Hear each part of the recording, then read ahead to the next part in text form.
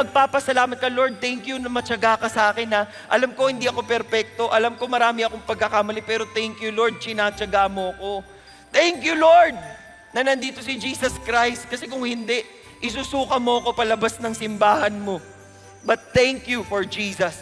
Thank you for salvation. Thank you for the gift of love and peace and joy. Thank you, Jesus. Thank you, Lord. Dapat ganun ho tayo. Gratitude produces deep abiding joy because we know that God is working on us, even through the difficulties.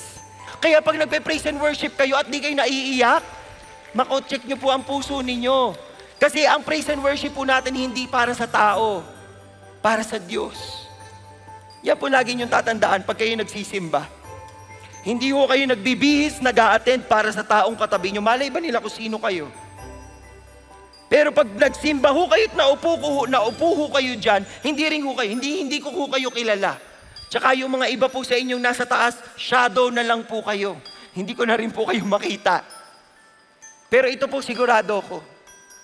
Pag naupo ho tayo sa mga pwestong yan, kita ng Diyos ang puso natin. At kung kayo'y tunay na nagpapasalamat sa Kanya, ibigay niyo yung worship. Ibigay niyo yung worship na para sa Kanya.